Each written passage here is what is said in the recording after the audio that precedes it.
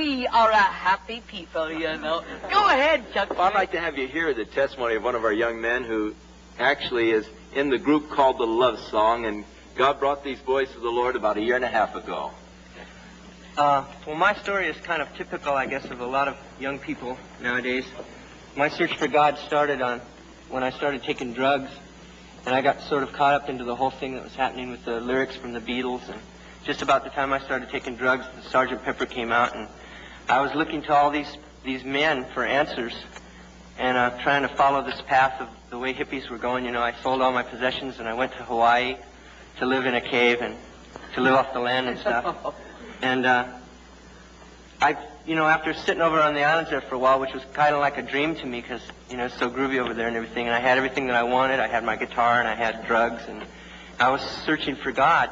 And I just realized that God really wasn't anywhere in the world. Like, I couldn't go to a place to find him.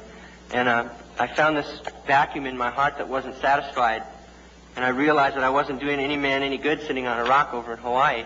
So I came back to the mainland, and I ran across, I started hearing about the Bible and some of the scriptures in the Bible, and I heard the scripture that said, "Seek and you will find."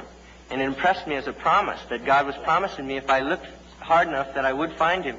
So I just continued my search, and I went through a lot of different ways to try to find it. I went through the Eastern philosophies and some Buddhism and the Urantia book and Timothy Leary's trip, and I went through all these things trying to connect them, and I never really heard how simple it was to just accept Jesus and that he was the answer, because these other religions, philosophies kind of include him, but not as the Son of God and the Son of Man.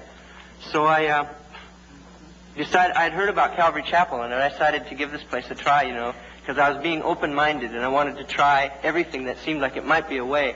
But it was the last place that I expected to find it, because in my heart I felt it would be up on this mountain somewhere with this long-haired guru, and he said, well, in 10 years we'll be on our way, And that's how I really expected to find God. And I walked in and I heard Pastor Smith just laying down the simplicity of the gospel after I'd been making such a heavy thing out of it. For 4 or 5 years I was into LSD and drugs and marijuana. And I just heard, man, Jesus died on the cross to save you because no man can make it because we're all just really rotten inside, I'm coming to discover that more every day. His grace and his love is just so abundant, and that's the answer to the world's problems, and there is no other answer.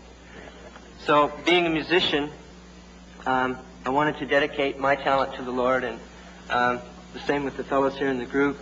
So we all became Christians just about the same time out of the Laguna Beach dope scene, and we found the Lord just about the same time. We decided that we would start giving our talents to him, and the Lord started to give us tunes, and we'd like to sing one and share one with you now called Welcome Back. It's one of the first songs we wrote, and it's kind of like a story that, just like God speaking to anyone that finally finds the truth and decides to yield his life to Jesus Christ.